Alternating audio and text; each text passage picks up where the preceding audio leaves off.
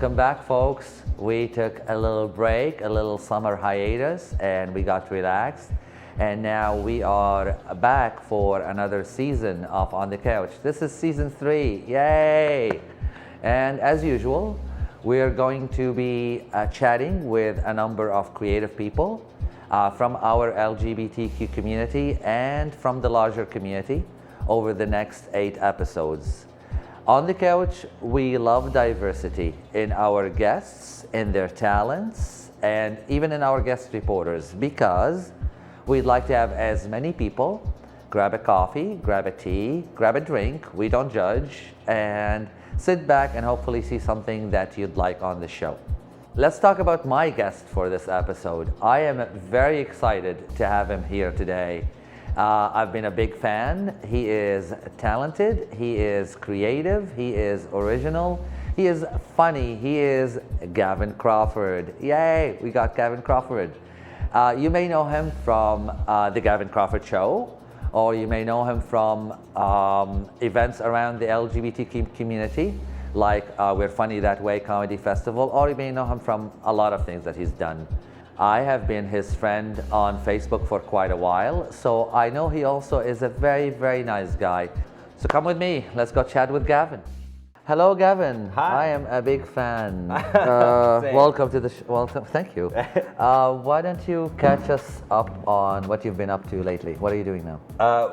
What am I doing now? Yeah. I'm just hanging out.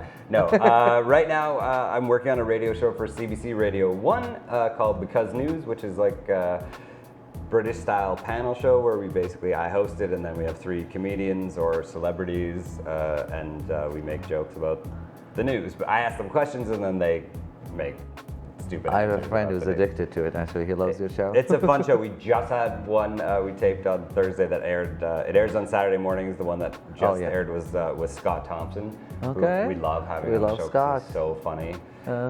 Yeah, he was. He was talking about being 8 years old and dressing up as Aunt Jemima for Halloween. It was so funny.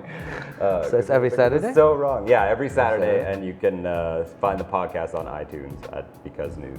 Okay. Any upcoming exciting projects that you are working on that you can share with our audience? What am I doing? I'm just in between Because News. I'm starting kind of touring with a live show called Friend Like Me that we did at the Fringe last year. So at the end of October, we're going to be in the East Coast, in Pictou and Fredericton and St. John.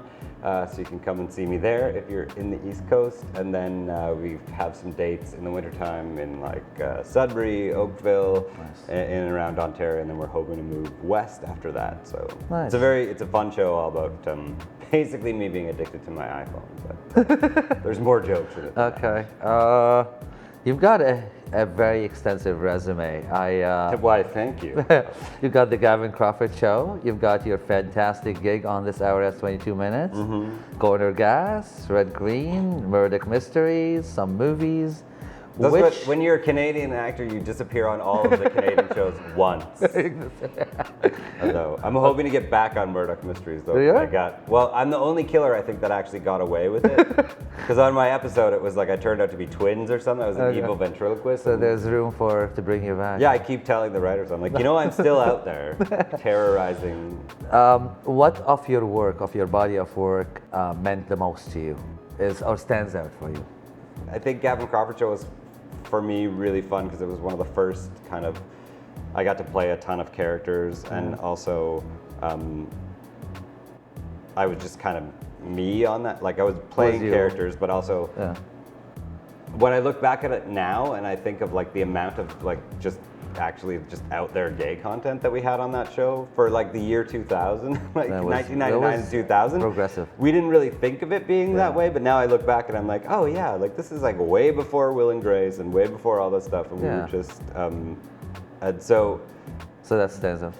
That's always just been like weirdly important to me. It's special. To just be, I kind of made a decision like when I was in university that I would just, after being like not out for so long, and then not out, but just being like I'm not gay until like I came out, and then I was like, you know what, I'm not ever pretending to be something else, and I don't really care if it. And that show was that. Yeah, and I don't care if it like, because everyone's like, well, you know, maybe it's better to just like, even still, it's 2016 and people are still staying in the closet if they're actors. Yeah. And but for me, I was like, no, because I didn't want anybody to feel like I felt when I was 16. And we love you and we admire you for that. You've been nominated and won a lot of awards. I actually gave up on counting all the lists on your website. Yes, and they're all available on eBay for a very low price of $1.99. You too could have a Gemini. So which one of your awards was special? We won my partner Kyle and I wrote this sort of special for CBC called Wild West, where it was all about Alberta, and we won a screenwriting award for that at the CSAs, and that was particularly nice because we had worked really hard on it, and yeah, it took a long time to write, so that was exciting. You also hosted a number of award shows. Yeah. You did one recently. Which one was that? I can't remember what I read. Probably the Doras. The Doras. I hosted the Doras last year. Yeah. Which was really fun because I got to dress up like Kathleen Wynne. I do Kathleen Wynne sometimes because I looked and I realized we have basically the same face. So all I have to do is put a red blouse on and glasses, and then it's surprisingly similar. But yeah. So and then they had kids from Sheridan, so I got to dress up like the premier and then do like a huge song and dance number and rip the suit off and have like a sparkly outfit underneath. So it was very very ridiculous to be in like tights and high heels with like a bodysuit but dressed as the premier doing song and dance. That was incredibly fun. That sounds like fun. Everyone, we're gonna be back with some more fun, but we're gonna take a little break first and we're back with Mr. Crawford.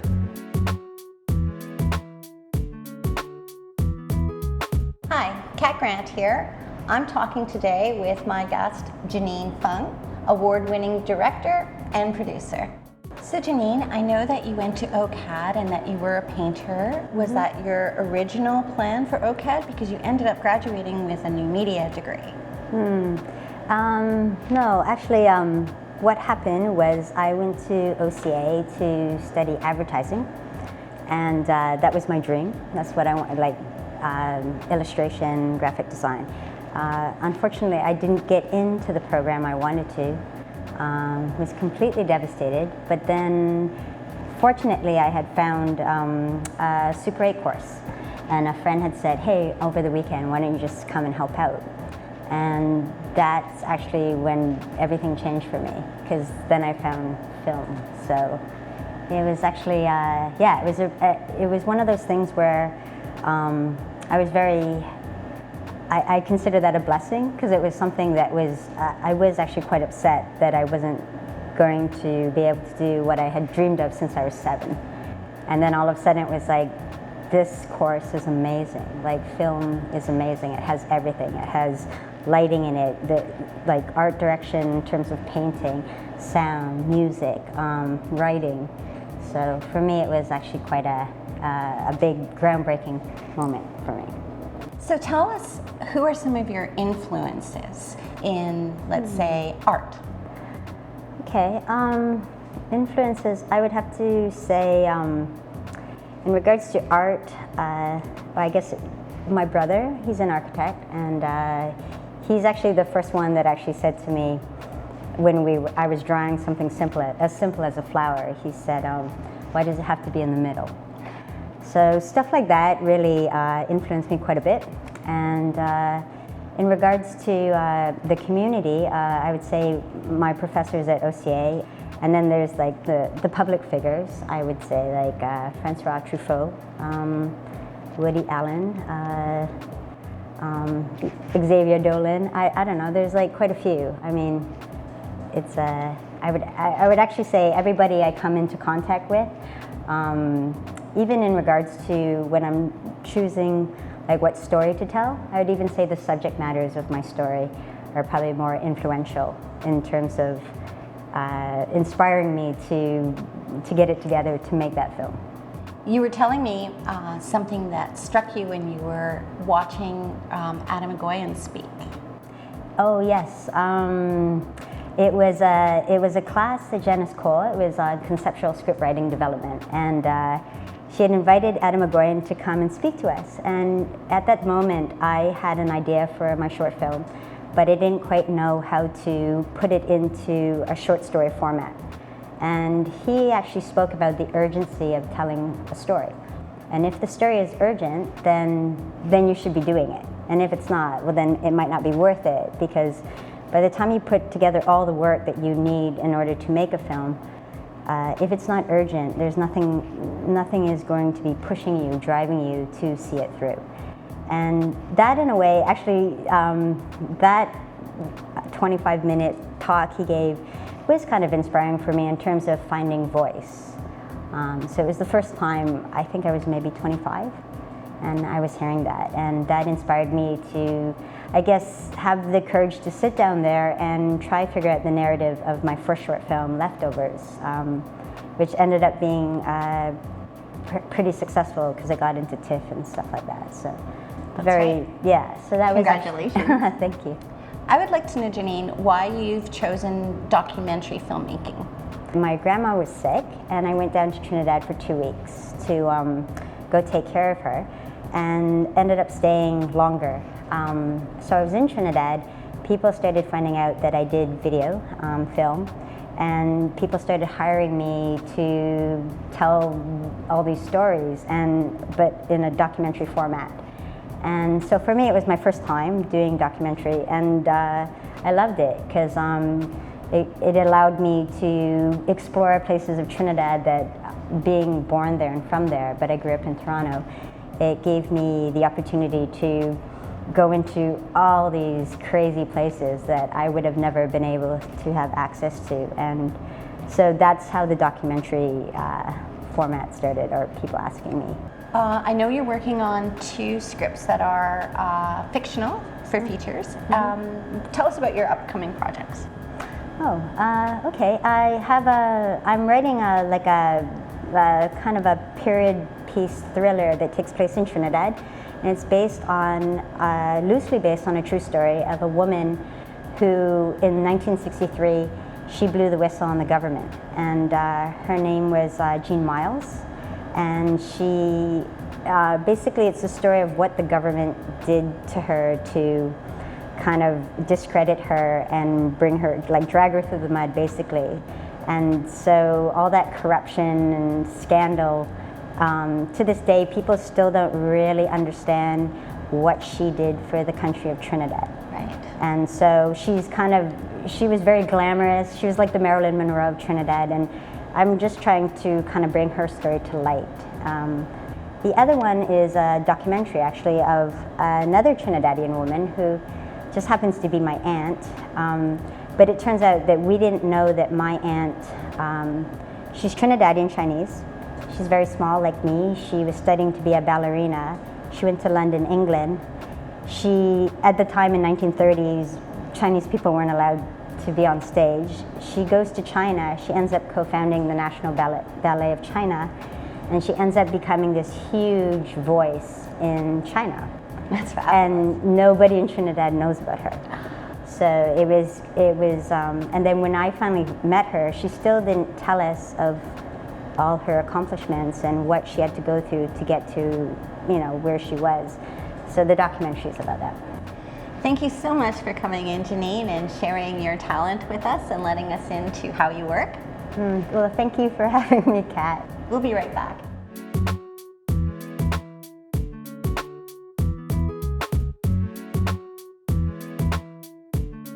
Hey everyone, we're back with Gavin Crawford. Gavin, your video, Hitler Reacts to Gavin's French Show, had me laughing so hard. Actually, you mentioned, what show was it for? It's a promo. It's called Friend Like Me, and that's the one. Like basically like Friend Like Me. It's all about kind of like tell us. social media and our reactions to social media, and it started because I started writing it because I hate my sister on Facebook. Not actively on Facebook, but like my sister. But there's those people like my sister on Facebook is she seems like the nicest person. She's like an Mother Teresa, just spreading love and wisdom across the internet. But then in real life, she's really quite mean and judgmental. So I can't stand looking at her posts where she's So you always create like, your own persona on Make social- sure you give a smile to someone today. Meanwhile, like in real life, she's like, and so it started by that, and then it was just sort of like, Sounds like a great it idea. culminates in a very embarrassing story about me and porn. So you'll have to Okay. come and see. Okay. When does it play? When did you? You said you're touring with it. Yeah, I'm touring with it. So Is it'll it gonna on be the touring East in Coast. Toronto, or? Yeah, we're going to be in. I don't know when the next Toronto date is. We're in Oakville in February, I think, middle of February. Okay. At the Oakville Center. And I Keep us think also posted. in- I'd love also to. in I'd love to Richmond check it Hill, out. Yeah. What do you find funny? What do you think makes comedy? Well, there anything, everything, pain. Pain. Yeah, I heard that before. I mean, Comedians. for me, what I tend to find funny is mostly. I find a lot of my humor in hypocrisy or like just sort of lack of self-awareness. Like, so a lot of my characters will be people who think they're a certain way but don't, but have no idea like That's not how the world what's sees really them. Yeah. Okay. going on, and sort of like, you know, like one I early on I used to do this character that was like a librarian who was like Yeah. obviously a lesbian, but she had no idea. I remember she was that. desperately in love with her gay coworker that she had no idea was gay. This was back in the day when no one knew anything. but that kind of stuff is always funny to me. Irony. Yeah, irony and pain. and just the weird hypocrisy of Okay. people. Cool. Any comedian that you can think of who influenced you? Oh God, yeah. There's so many. It's All right. embarrassing that they're all very old now. But for me, it was people like Lily Tomlin Nice. that I would grow up watching. Paul Lynde a little bit too. I remember when I was a kid and Paul Lynde would come on, and you didn't know but I would be like, what is that? The classics. Well, yeah, and on the Canadian side, like all of the Oh, SCTV people, I loved Andrea Martin when I was growing up so much, and I've got to meet her and do like a few shows with her now a few times, which is so exciting. And obviously Scott Thompson and all the kids in the hall were big influences on me. How do you decide on a project to take on? What's your process to go, this is something I want to be involved in? Money? No. No. It's a good I factor. would do nothing if it's all money, no. I generally go by if it's going to be interesting to me, if it's not something maybe that I've done Do you like to times before. stretch? I have a really short attention span. Okay. I get bored of things probably sooner than I should. So I'll do a character for a little while and then I'll just not stop doing it. Right, probably when I should keep doing it more, 'cause just as it's starting to get popular, then I get bored of it and move on to something else. But yeah, I mean, I'm gonna start keeping an eye on that. See how often you change things. yeah, it just depends. Well, I mean, the radio show now I'm doing because I'd done 22 for so long, and then I was sort of like, now it's getting repeaty for me, and I feel like I've done what I can here, so it's nice to be doing something else. Because on the radio show, I just am being me, which is new for me. Why did you leave 22 this hour? Is there anything that we shouldn't say, or? No. I mean, I was there for 8.5 years. It was just and, time. You know, yeah, it was just time. I sort of felt like, well, what am I gonna do? Stay here till I'm like too old to do anything else, and then also you just feel like you're starting to repeat yourself, and the producers everybody gets lazy, and they're like, oh, let's just do this character again, and You yeah, need it new was challenges. just time. Also, we shot in Halifax, so I'd have to live in Halifax for 8 months out of the year. And It's then I'd shot in come- Halifax? Yeah, so I I'd didn't know come that. back to Toronto, and then it's just, I don't know if you've ever had to live like a split life for No, a certain and I amount wouldn't. of time. I but don't know it's if I like would. you only have your work friends and work there, and then you come back and you're Yeah. kind of so exhausted you don't want to do anything, but then you also lose all your friends, and you just sort of feel baseless. So after 8 I actually years of feel that, for friends who tour or are Yeah. on the road from one hotel to another. it always seems glamorous, but it's only glamorous for about 6 minutes. Yeah. And then you're just like, and then you're basically like a traveling shoe salesman, just your suitcase and a different hotel. Yeah, different Hawking hotels stuff. every You're- night. Instead of hawking shoes, you're just hawking yourself. So it's worse. You're just a hooker. What's your take on the Canadian TV scene these days? Well, You got a take. how long do you have? No, it's not. You know, I mean, we do what we can. We live next to a giant behemoth of a country Hollywood. that produces, puts a lot of money into what they produce and even more money into promoting what they produce. Canada's hard because even if you can get something made, and there's never enough money to make it as good as you want it to be, but then beyond that, even if it turns out fantastically, they don't have the huge budget to promote it. So, and you know, we're people just, they think what is good is what they know about. So, you know, and the more promotion you can do. So it's difficult. We can do better then. Yeah, I mean, we do have some great really talents. good shows, and we have really talented yeah, people. Yeah. It's a shame that there's not as many outlets To for put them those people forward. to go. Yeah. But you know, we're small. We're a tiny country. We're like the dandruff on America. Like it's like I mean, it's huge, and then we. You know, if we get dandruff on the head of America. well, that's the thing, like, which is terrible to say, but it's like that. I know. I mean, the way it's TIFF right now. It's embarrassing. You can just look at, not TIFF is embarrassing, but it has that vibe of like where everyone's like at the parties and they're just like, will I see an American, a real celebrity? Yeah. Like it's like our media, we buy into what they're selling so hard that you know, anyone from America is of more value. Is better.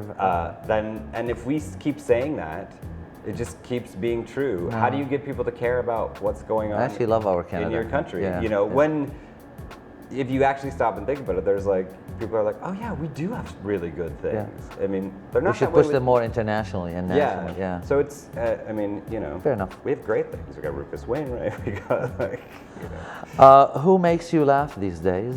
Who does make me laugh? Thompson, Scott Thompson always makes me laugh. He was making me laugh the other day. You're a big fan of Mr. He Scott. just is so funny. I am actually a huge. I feel always love like him. Scott should have. That's another thing I find with Canadian TV. I feel like Scott should never not be busy, and Canada should be beating down the door, being like, you know what I mean? Like he's aggressive. He would agree with you. He's funny, but he's got a great mind. Yeah. He thinks outside of the box. Yeah, he he is. brings so much new stuff. And you know, he'll probably have to go back down to the States, and then everyone in Canada will be like, come back and do this, which is annoying. Amy Schumer makes me laugh, or her show makes me laugh, although she's stirring controversy nowadays. The guys from Flight of the Conchords make me laugh a lot. I love British stuff too. I'm a very old school British. Yeah. Like I love French and Saunders, Ab Fab, all that kind of stuff. Beautiful. Everyone, we're going to take another short break and then we will be right back.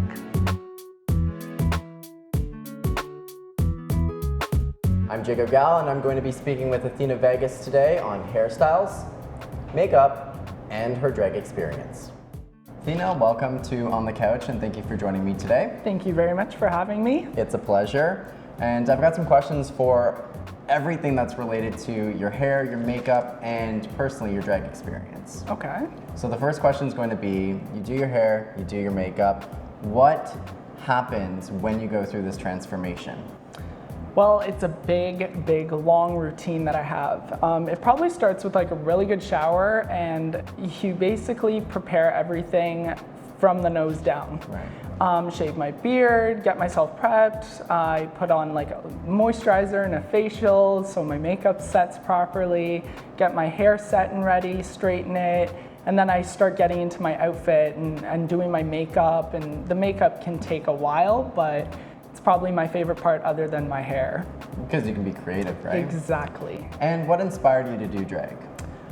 Well, because I got into hairstyling at such a young age, I was probably in grade 10, right. And I really enjoyed just transforming clients and stuff like that, and having people have new hairstyles. And when that kind of carried on, I started seeing drag queens when I started getting more involved in my community too, and they had hairstyles.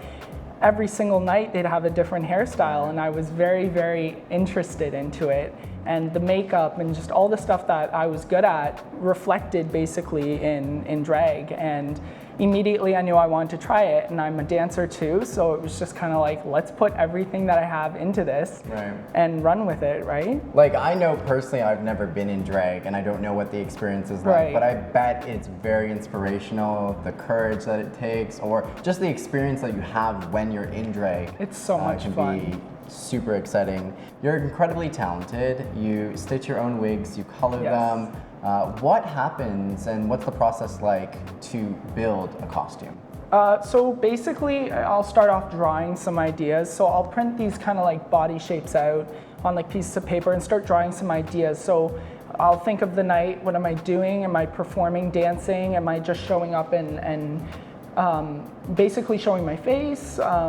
And all the different, I guess, ideas for the night come into it, and then I start thinking, am I going to be comfortable in this? Do I want to wear a dress that night? Do I want to wear a one-piece, shorts? There's all these different things I think of. And I have assistance from it's one of my cousins, and she's actually a fashion designer too. Okay. She's at Ryerson for it still too. And she's very, very talented, and she helps me out a lot with the creation and ideas, as well as drawing sketches and color themes and all that to match my hair and my makeup that night. So this is stuff that's not all like it's done like that. It takes time. It's not just done in one night, right? No, definitely not. Okay. So this question is now for the youth of the world and our viewers. Okay. For somebody who has never done drag before and wants to experience it but isn't sure what to do or what steps to take, what advice can you give our viewers to basically prepare them for the beginning of their adventure in the drag world? Right. Well, drag is very, very personal. It's an expression I find within myself. A lot of drag queens have different looks, so there's different types of drag that you can research online. So there's comedy, there's performance, there's like glamorous, there's so many different types of drag, so you kind of have to find where you fit in the drag world. There's so many different types, there's so many different makeup ideas that you can do for yourself, and you can practice with makeup. So even with me, it was starting off with something so simple with just a little bit of foundation and some really bad lashes, but that helped me become who I am today and helped me figure out what kind of drag I liked. Growing up should be fun, and I think it's very important to do things that engage your personal body, but the things around you and the things that you find interesting. So I think it's really important to do things that you like, and I think drag's a great example of experimenting with your own body, your own personality, and building characters. Yeah, and all your talents that you have, just put it all into what your routine and your act and who your character is, and people will eat it up. They'll love it. Oh yeah. Just want to thank you for being here on the show today at On the Couch, and we want to make sure that you're socially plugged into everything and anything. So what are your Instagrams of the world and Facebook? Where can people reach you? Of course. Well, you guys can follow me on Instagram at thatboybarb. It's that boy and Barb as in Barbie. And you can follow me on Facebook as well for further hair and makeup and drag transformations as well at Adam Berry. Cool. Thank you so much for being on the show. Thank you for watching. Thank you so much for having me. And we'll be right back.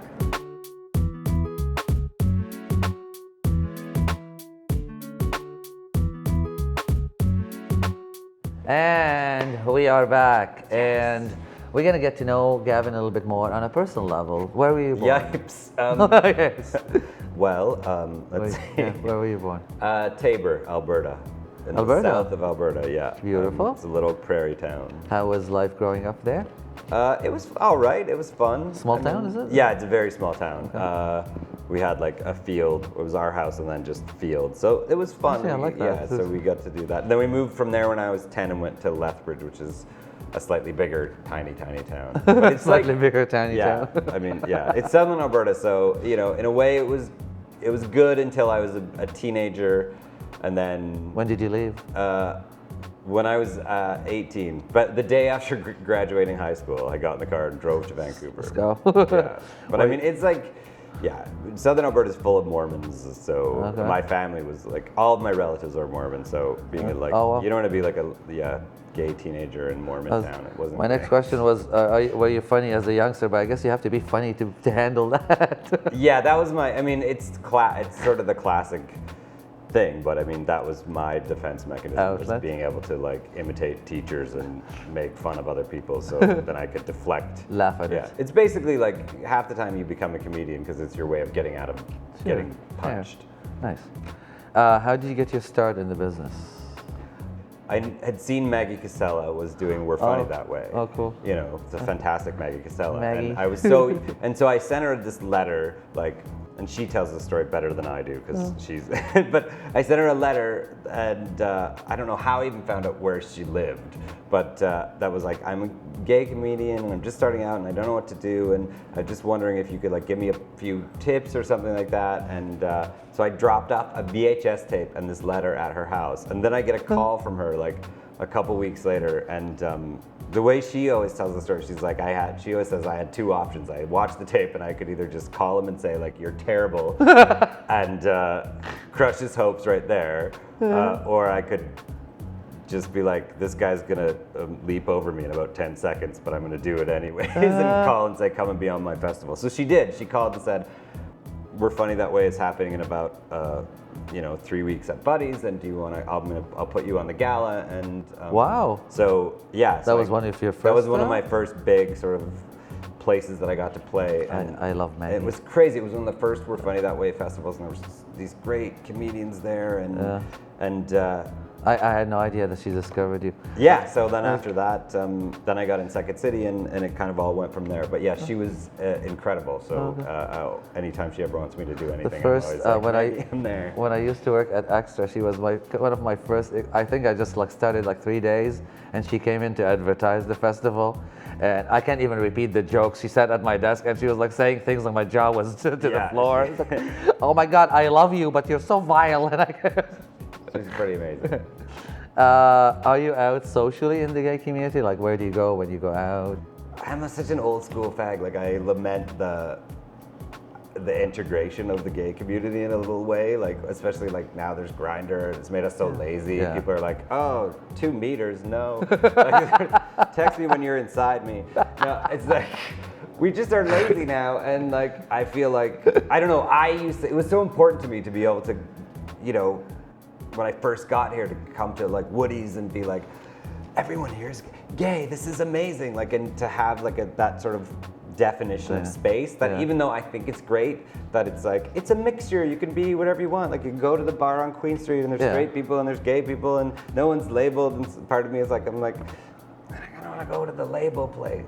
Like, it's like a good thing and a bad thing, because I liked that sense of community, although that's horrible to say. The LGBT community. What are we doing great? What can we do better? I mean, we're doing a lot of things great. We got a lot of freedoms now. Yeah, I mean, that stuff is good. I think it's not so great that the not great part of it is, I think it's great to continue to push difference. I think that's really great.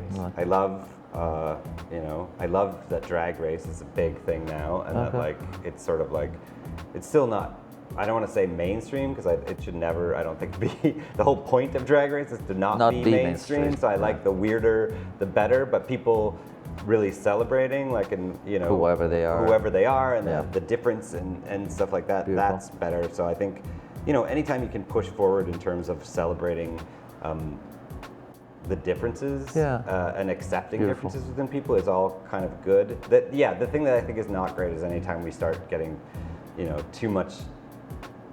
pushing too much heteronormativity, where we're at the cost. We need to have our own flavor, our own. Yeah, like, I mean, character. I never say like, I'm gay. I'm just like everyone else. No, I mean, don't I do wouldn't that. be just like everyone else if I was straight. Like, I'm still gonna be a weirdo. So I would be a straight weirdo.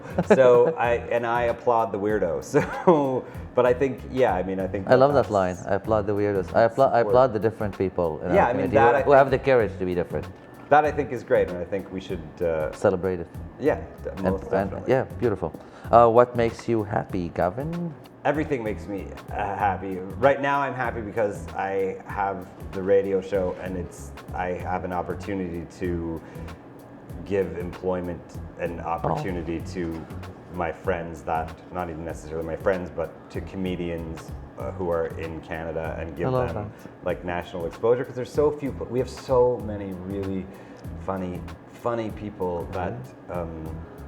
There just isn't that many places for them you to can give go them in a Canada. chance. Good for Whereas in you. Britain, those kind of panel shows, like, they make whole careers, and you see people like Jimmy Carr and all these comedians that are like, oh, they're headlining it just for laughs. And we have, look, it's just in Toronto. Like, if you go down to Comedy Bar on any given night, like, there's Funny people. There's really good comedians. Unfortunately, a lot of them leave. But so that's making me happy right now, to be able to see somebody and be like, oh, they're fantastic, and be like, oh, I actually have a venue.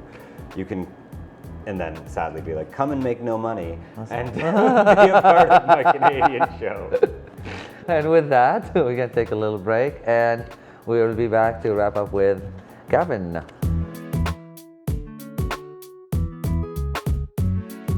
And hello everyone, I am back with another special guest for this episode.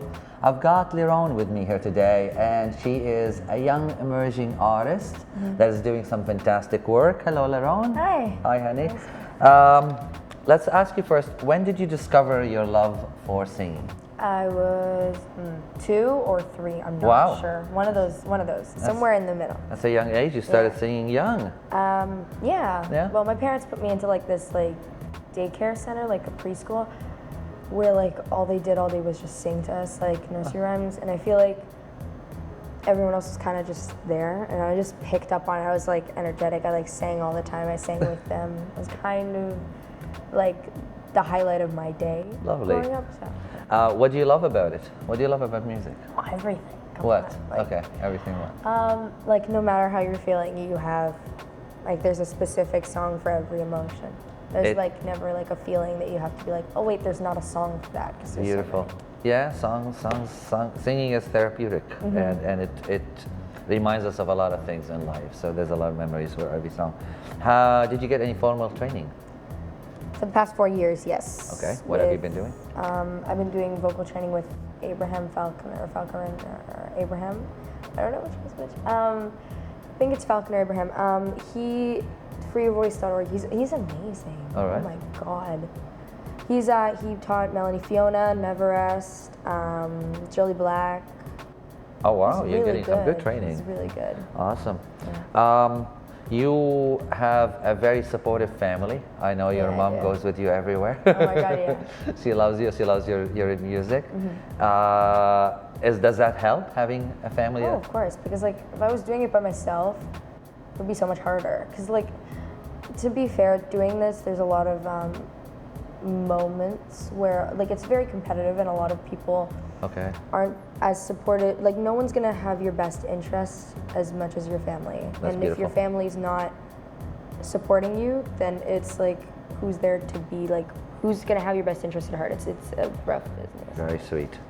You have been part of a talent contest, Spectra. Tell me all about that. I did. I know Ralph. Yeah, I know. He's a good Ralph. guy. He's nice. Okay. So when did you do this? When did you do Spectra? When did I do Spectras? I think 2 years ago. 1 year, 2 years? I don't know. 2015. All right. Yeah, so a year ago. That's a year ago. My brain. I think I started when I was 16, turning 17. Okay. And it was like the first songwriting competition I ever entered into, and that kind of started up my love for songwriting, which is like now a big part of like what I do and who So I you am. write your own songs? Yeah. You do? Constantly, yeah. Like Awesome. I don't stop now. Awesome. And you won the contest. Yes, I did. Is that what I hear? Okay. Congratulations. Thanks. What is your latest project? I know you've got something very exciting that just came out. I just released a song called I Love the Feeling, featuring Alex Maciel, who couldn't be here because he's a little feeling under the weather, but that's okay. Yeah, I know. He called me and he's like, I have pink eye. It was bad. But hi, Alex. Hi, Alex. He and I collaborated on the song. We love it. It's out now on YouTube. Okay. It's gotten about 21,000 views since we released it on the 30th of August. Wow. It's out on iTunes as of like yesterday, 2 days ago. So you can buy it on iTunes. There you go. And it's also out on Spotify and Apple Music, Shazam. It's pretty much everywhere. If you have something for streaming, you can probably get it. It's called I Love the Feeling. It's a pop song. It is a pop song. Yeah. Actually, I just listened to it, and it is an amazing song, very catchy. Thank and I was you. just saying to Liron, get some good DJs from the community to remix it for you, and it'll be all over the dance floor. I need to find a good DJ. Anyone available? Yeah, contact Liron. Seriously, I need a DJ. Thank you everyone for being with us here. Watch out for this amazing talent. Hopefully we'll get a chance to speak to her more. We're gonna feature her with an interview in our magazine, theBUZZ. So we'll be seeing more of this young lady doing some very great stuff. Thank you so very much. Thank you so much. Of course. We'll be right back, everyone.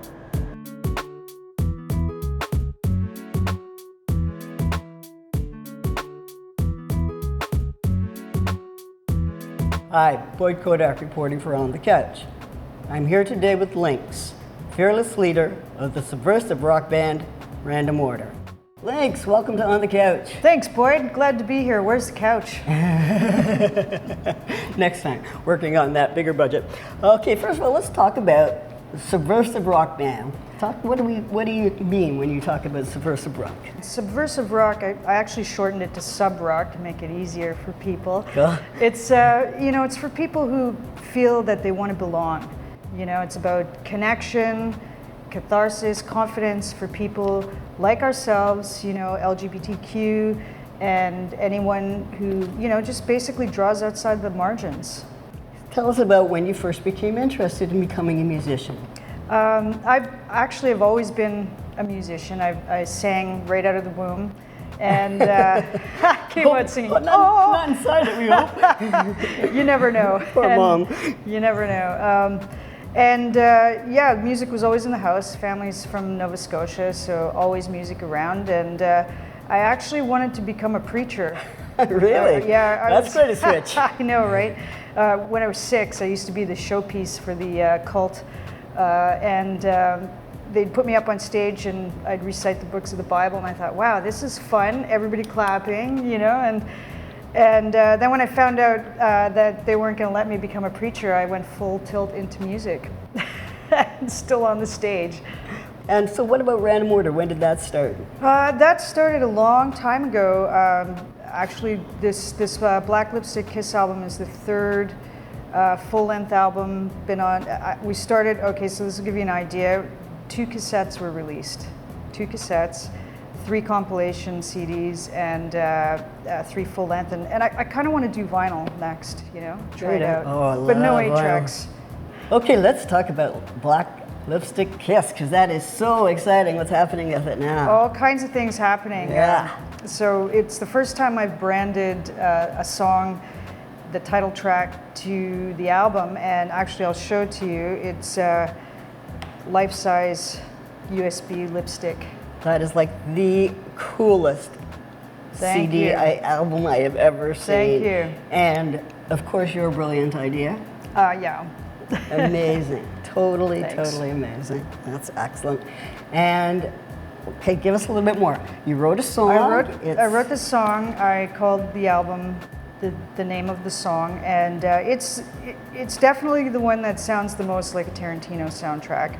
And it is in a film called S&M Sally, which is in its 2nd year of film festivals, and I've been touring with the film all over the world. Fantastic. And you've won some awards. The song itself won an award, Best Original Song Award from the Kiel Fetish Film Festival in Germany, and the film itself has won 7 awards so far. Oh, that's just terrific. Yeah, and it's an LGBTQ film. It's a queer. I call it a queer comedy. It's kind of like 50 Shades of Grey, but funny and smart. And you're traveling now, touring, Yes. and performing? Yeah, performing at the film festivals and associated events.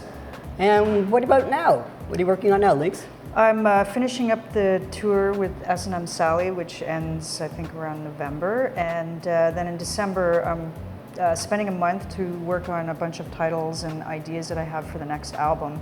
And is there anything else that we should like to chat about? Yeah, I just wanted to mention, the bit related to subversiveness is, encompassing people such as ourselves who are transgender, and I'm really enjoying the explosion in the media of trans people, and with GLAAD working with, being trans advocates in media and working with Hollywood and actors and musicians, and I think it's really come a long way. Lynx, I am so delighted to hear Thanks, Boyd. this news. I mean, it really, my friends, it couldn't happen to a nicer person. Lynx has been a part of this community, and not just a part of this community. He has been performing, sharing his time and energy, effortless, giving and giving and giving, and most definitely the type of person that we like to see rewarded in this world. And I'm so pleased. Can you give us some links to your website Sure. and such, so people can find out where you're going to be, possibly follow you if they're going on vacation, or when we can see you in Toronto or close by? Absolutely. It's randomorder.ca, and you can pretty much find everything there and keep that up to date. Thanks, Lynx, for being on the show. Terrific to have you here. Thanks, Boyd. Glad to be here. And we'll be right back. And we're back, everyone. If you've watched the show before, and I don't blame you if you haven't, we usually wrap up with some very quick questions. All right. So I'm going to be asking you, what's your favorite color? Green. What's your favorite flower? Tulip. What's your favorite season I of eat the stems. I eat the stems of tulips. Do you? Yeah, I do. It's edible? Yeah. I didn't When know I was that. a kid, I started, and I can't stop. It's probably a fetish. It's only a fetish. I don't know. Eating tulips. You poor thing. How innocent. Okay. Oh, I have others. Continue. Your favorite season of the year? Fall. All right, I like it. Favorite country to visit?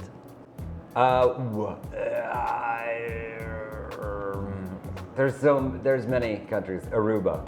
Aruba, nice. It's not a country, is it? It's Aruba? So Dutch. The Netherlands. I like to go to the Netherlands, There. specifically the tropical part. Your favorite room in the house? There's a room I call the tree house, which is basically just a screened-in porch off of the second floor that I sit and read all summer long. Very cool. Your favorite movie genre? Sci-fi, probably. All right. Fantasy or sci-fi. Sci-fi? Whatever Lord of the Sci-fi. Rings is. Oh, okay. Fantasy? Okay. Yeah. Who is playing on your iPod? Uh, You may not have an iPod, but whatever musical instrument. It's so badly stereotypical, but it's always show tunes. Right now it goes back and forth between Fun Home and Hamilton. Cool. What book is on your nightstand these days? If anyone wants to read a really good book, it's Hannah Yungihara's A Little Life. Okay. And it's that book. What is it? I read it this summer. It's like four friends takes them from college to when they're 65, and like a couple of them are gay. It's a pretty good gay book, and yeah, you will be crying for the last like 90 pages, but it's really great. Pick that one up. Do you have any tattoos? Yes, I do. You okay? I have. You want to see it? Yeah. Should I show you my No, you tattoo? can just tell us. It's I have the washing machine symbols. A washing I have machine? machine wash, tumble dry, don't bleach, just like on right above my butt, right there. Why washing machine? I don't know. I just thought it'd be like a like the tag on pants. So it's like I got it where the tag. I was in university. I got it in case there was ever a doppelganger of me, so that people would know which was the real me. And then I just thought it would be funny to have like washing instructions. So and it was funny for a long time, and now it's probably just sad. But What have I done? yeah, exactly. Do you have any piercings? No. No piercings. All right. Do you have what's your favorite dish to eat? Eggs Benedict? Okay. What's your favorite dish to make? Eggs Benedict? No, fried chicken. Fried chicken. You make good fried chicken. I do. I've coming been on over. a fried chicken kick for about a year, where I've just been like experimenting, and like I've really perfected it. Wow. Yeah. Oh no, I suck at it, at that one. Do you have any pets? I had two cats, but they aged themselves out of existence. So yeah, now we're pet free for a while. Okay. It sounds like a sad point to end on. Well, That was my last question. It was about It's always sad, but they were great. Yeah, so, you know. And Now I Gavin, have freedom, sweet freedom, so I don't have to worry about it. Although I think I'm going to get another cat soon. it's nice to have a pet around, I find. Well, with that, any parting words to the community? Go see things. Get out, have fun. Go to plays at Buddies in Bad Times. Yeah. That's one thing we can do. Actually, off topic, is that We're Funny That Way coming back? I don't know. I don't know if it is. I heard some plans It and might then rumors. be. They're making they've made a channel, a web channel that's an aggregate of a bunch of gay comedy. They're trying to, I think Maggie's Awesome. trying to make a place, like a portal where you can go and you're like, I want to see like good gay stuff. Awesome. And so they're going to Awesome. aggregate Well, it. I hope so, and I hope we continue seeing you in a lot of great things, and thank you for all your contribution I hope to so too. Canada. Thanks very Yeah, much. cheers. Cheers. All right, everyone. Hope you enjoyed this episode. Thanks for watching, and don't forget, like us on Facebook and subscribe to this channel. Until next time, take good care. Bye.